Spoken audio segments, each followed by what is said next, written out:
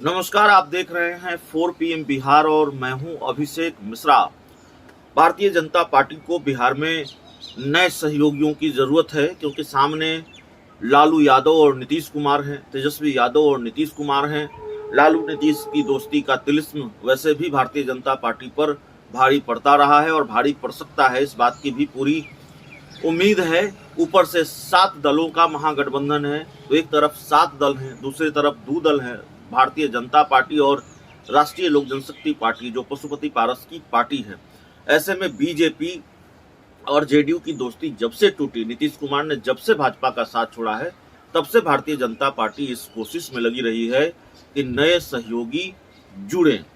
Bharatiya Janata party के साथ जो नए सहयोगी जुड़ेंगे उनमें कई नाम हैं और कुछ को लेकर सस्पेंस भी हैं, कुछ तकरीबन तय हो गए हैं।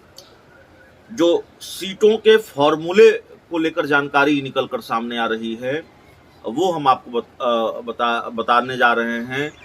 हमारे सूत्रों के हवाले से जो जानकारी है कि क्या फार्मूला बीजेपी ने अपने सहयोगियों के लिए सेट किया है, बीजेपी क्या चाहती है और क्या ये डील हो पाएगी, नहीं हो पाएगी, क्या अड़चने हैं, उस पर बात करेंगे इस पूरी रिपोर्ट में, इस पूरे वीडियो में। देखिए, पशुपति पारस की पार्टी बीजेपी की सहयोगी पहले से है। अब जो नए सहयोगी जुड़ने हैं उसमें चिराग पासवान हैं, मुकेश सहनी हैं, उपेंद्र कुशवाहा हैं, जीतन राम मांझी भी हैं। हालांकि जीतन राम मांझी को लेकर सस्पेंस इसलिए है, जीतन राम मांझी देश के गृह मंत्री अमित शाह से मिलते हैं, बाद में वो यह भी कहते हैं मैंने तो कसम खाई है हम नीतीश कुमार के साथ ही रहेंगे। तो मांझी क्या करेंगे अभी तय नहीं है, लेकिन बीजेपी और मांझी के बीच बातचीत हुई है, बातचीत चल रही है।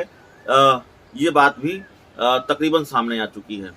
तो मुकेश सहनी, उपेंद्र कुशवाहा और चिराग पासवान, जिनकी एंट्री एनडीए में होनी है, उनके लिए बीजेपी ने क्या ऑफर दिया है, क्या डील उनके बीच होनी है और क्या फॉर्मूला तय किया है भारतीय जनता पार्टी ने। तो भारतीय जनता पार्टी ने 3-2-2 का फॉर्मूला तय किया है गठबंधन के लिए। बीजेपी चाहती है कि बिहार में कम से कम 32 सीटों पर वो चुनाव लड़े और 32 सीटों पर बीजेपी इसलिए चुनाव लड़ना चाहती है क्योंकि एक एक सीट पर भारतीय जनता पार्टी की नजर है। बिहार में बीजेपी की मुश्किलें ज़्यादा है, बिहार में वो कोई रिस्क नहीं लेना चाहती। सहयोगी दलों को इतनी सीटें वो नहीं देना चाहती है कि सहयोगी दल अगर वो सीट गंवा दे तो फिर बीजेपी की मुश्किल हो जाए। बीजेपी बिल्कुल जोखिम उठाने के मूड में नहीं है बिहार में। देश के दूसरे राज्यों से भी भारतीय जनता पार्टी के लिए अच्छी खबर नहीं है। कई राज्यों से, कर्नाटक में जहां विधानसभा चुनाव होने हैं वहां भी बीजेपी की चुनौतियां बढ़ी हुई हैं। तो देखिए, कई मुश्किलें हैं। तो भारतीय जनता पार्टी अधिकतम सीटों पर खुद लड़ेगी। हालांकि तय दिल्ली से होता है सब कुछ, गृह मंत्री अमित शाह इन पूरी चीजों को देख रहे हैं। लेकिन अब से कुछ महीने पहले बीजेपी के प्रदेश अध्यक्ष थे संजय जायसवाल, उन्होंने कहा था कि हम नए सहयोगियों के साथ 6 सीटों पर ही समझौता कर सकते हैं, हम सहयोगियों के साथ 6 सीटों पर समझौता कर सकते हैं, उससे ज़्यादा सीटें हम सहयोगियों को नहीं दे सकते। बीजेपी 8-10 सीटों पर समझौता करने के लिए तैयार है। सवाल यह है चिराग पासवान को कितना देना चाहती है बीजेपी, उपेंद्र कुशवाहा को कितना देना चाहती है और मुकेश सहनी को कितना देना चाहती है और चाचा पशुपति पारस जो पहले से सहयोगी हैं उनको कितना देना चाहती है। तो पशुपति पारस को भारतीय जनता पार्टी सिर्फ 1 सीट देना चाहती है। बीजेपी चाहती है पशुपति पारस सिर्फ 1 सीट पर चुनाव लड़े। चिराग पासवान को बीजेपी 3 सीट देना चाहती है। मुकेश सहनी को बीजेपी 2 सीट देना चाहती है और उपेंद्र कुशवाहा को भारतीय जनता पार्टी 2 सीट देना चाहती है। उपेंद्र कुशवाहा एक बार काराकाट लोकसभा सीट से चुनाव लड़कर सांसद बन चुके हैं और उपेंद्र कुशवाहा काराकाट सीट चाहते हैं, 1 सीट और चाहते हैं। मुकेश सहनी भी 2 सीट चाहते हैं और चिराग पासवान को बीजेपी 3 सीट देने जा रही है, लेकिन चिराग पासवान 3 सीटों पर मानने को तैयार नहीं। चिराग पासवान चाहते हैं कि जो पिछली बार समझौता हुआ था बीजेपी के साथ वही समझौता हो। 2019 के लोकसभा चुनाव में जो डील हुई थी वही हो। बीजेपी इसके लिए तैयार नहीं है और बीजेपी इस स्थिति में भी नहीं है।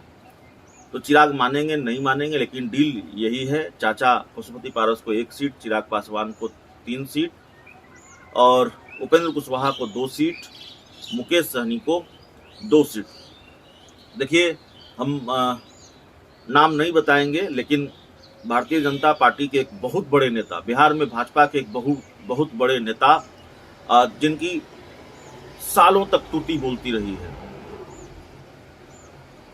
उन्होंने, उनसे जो जानकारी मिली, उनसे जो बातचीत हुई, भारतीय जनता पार्टी हर हाल में मुकेश सहनी को अपने साथ लाना चाहती है। भारतीय जनता पार्टी ये जानती है कि अगर मुकेश सहनी ने अपने उम्मीदवार खड़े किए तो वो भले ही न जीत पाए, उनके उम्मीदवार भले ही न जीत पाए, लेकिन भारतीय जनता पार्टी को तो हरा देंगे। बीजेपी ये गणित समझती है और इसीलिए मुकेश सहनी को साथ लाना चाहती है। उपेंद्र कुशवाहा भी जरूरत है और चिराग पासवान तो जरूरत है ही। तो इस पूरी रिपोर्ट में इतना ही, ये वो पूरा मामला है जो हम आपको बताने की, समझाने की कोशिश कर रहे थे। बीजेपी चिराग पासवान, मुकेश सहनी, उपेंद्र कुशवाहा को साथ लाने जा रही है। उपेंद्र कुशवाहा और मुकेश सहनी के साथ बीजेपी की डील आसानी से हो जाएगी। हालांकि उपेंद्र कुशवाहा भी 3 सीटें मांग रहे हैं। उपेंद्र कुशवाहा चाहते हैं कि उनको 3 सीटें मिलें लोकसभा के चुनाव में। चिराग पासवान 6 सीटें चाहते हैं, मुकेश सहनी 2 पर मान जाएंगे। चिराग पासवान 6 सीट और 1 राज्यसभा की सीट चाहते हैं। भारतीय जनता पार्टी क्या इतनी बड़ी डील या इतनी सीटें उनको देगी, क्योंकि बीजेपी के सामने तो अब एक नए नाम आरसीपी सिंह भी हैं। आरसीपी सिंह के लिए को भी कुछ लेना है बीजेपी को। बीजेपी में आरसीपी सिंह की एंट्री होनी तय मानी जा रही है 2024 से पहले। तो बीजेपी के पास देने के लिए ज़्यादा नहीं है ऐसे वक्त में, जब बीजेपी की रणनीति ये हो कि मैक्सिमम सीटों पर चुनाव लड़ना है। दूसरी तरफ सहयोगी जरूरी भी हैं। तो भाजपा क्या करेगी ये देखना बड़ा दिलचस्प होगा। भारतीय जनता पार्टी किसको मना पाएगी, किसको नहीं मना पाएगी। चिराग पासवान की एंट्री होगी, लेकिन क्या बीजेपी की शर्तों पर चिराग पासवान बीजेपी एनडीए में जाएंगे, ये देखना बड़ा दिलचस्प होगा। बहुत बहुत धन्यवाद।